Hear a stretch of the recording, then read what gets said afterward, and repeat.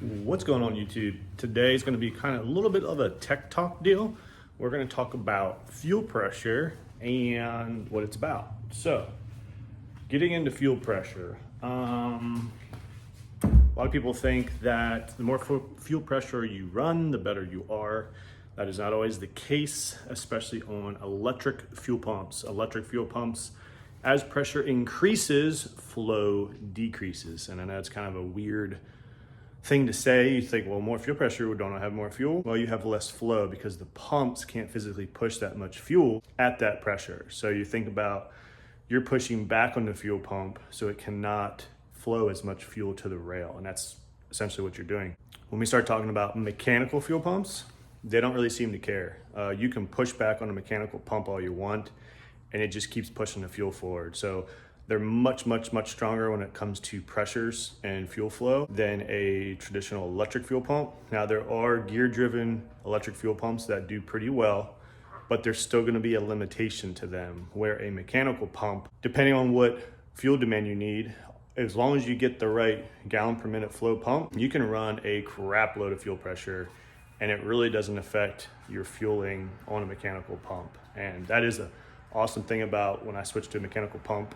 I have never seen such stable, solid fuel pressure ever. And I've had single 450s, dual 450s, dual 525s. I've had 17 volts going to them, and I still have never seen fuel pressure as stable as what I have now with this mechanical pump. So I love my mechanical pump. Some people are gonna say they're not street worthy, blah, blah, blah, blah.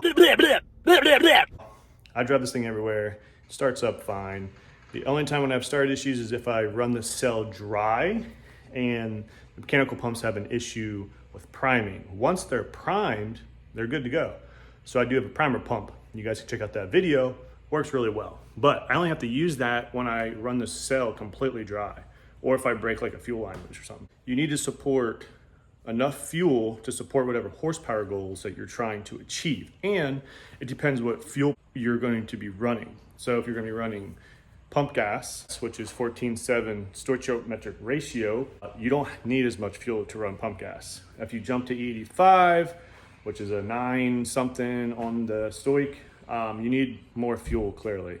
If you run methanol, which is 6.4 stoic, you need a crap ton of fuel. So as you go up in alcohols, you need more and more fuel to support that power. So what I found out with mine here is that on the test day yesterday at South Mountain, I'm running a bit richer now, and I noticed my duty cycle was really climbing up high. So I run a 60 base fuel pressure right now.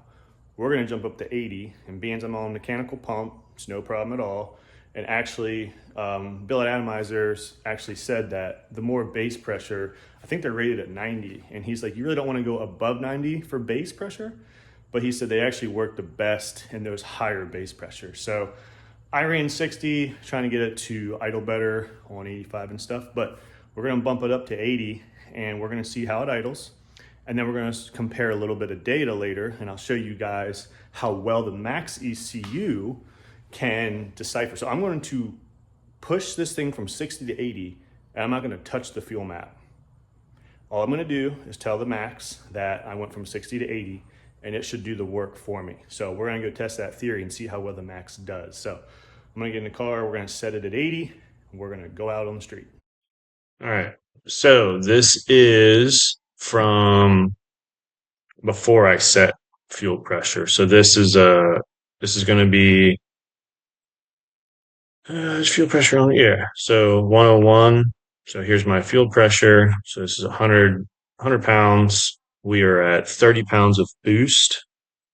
And then here's my fueling. So as you can see, it's about 73, 74. It looks like it's pulling 8%.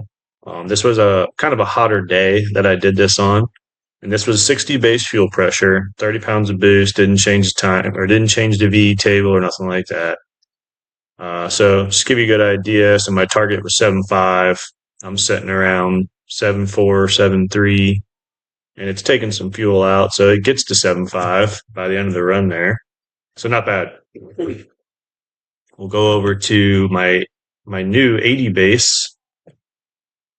So here's my new 80 base. Fuel target is 75 again. We're at 30 pounds of boost. And as you can see now, my fuel pressure is 123 because we raised that fuel pressure up. And look at my fueling.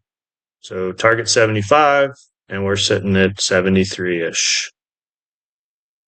And as you can see, my correction, I'm only taking 3% of fuel by the end of the run, where the other was taking 8%. So a little bit cooler day today. So it needs a little bit more fuel. But as you can see, the fueling doesn't really change as long as you put everything right into the actual tune. The only other thing you have to change is so we changed our base. So we go back to the tune here real quick. So you have to go in here and change your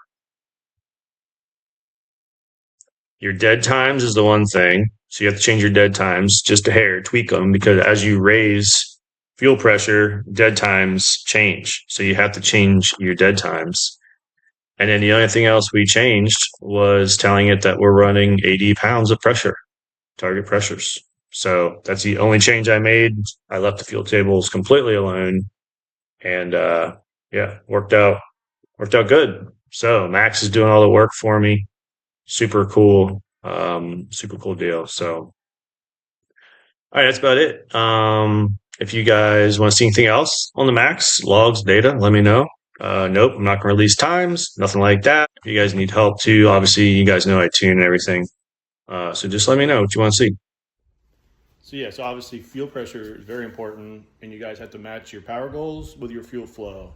Also, you got to match your pressure to your goals. So a lot of guys try to make up small injectors by adding fuel pressure. And yes, higher fuel pressure at the injector will deliver more fuel. The downside is your pump may not be able to actually pump that pressure and flow as much as you need to make the power you want. So you have to match power with pump and injectors. It's very important. If you have a mechanical fuel pump, it's a lot easier to get away with jacking, the pressure way up. But if you're on electric pumps, they're a little more finicky, and I highly, highly, highly recommend a fuel pressure sensor connected to your ECU so your tuner or yourself can watch and log fuel pressure, because that will tell you when you start running out of fuel. And when you start running out of fuel at the pump and your fuel pressure dives, then your injectors do not flow what they need. The atomization sucks and it just starts dribbling fuel in. That's when you blow your motor up. So get a fuel pressure sensor. Make sure you match your horsepower goals with your fuel demands. That's going to do it, guys. Appreciate it. Comment, like, subscribe if you like what you're watching, and I'll catch you on the next video. Hey, and there were some comments down there. If you guys want any other tech tips or you just want to talk about anything, let me know. I'll answer your questions, and I'll get back to you in the next video. See you.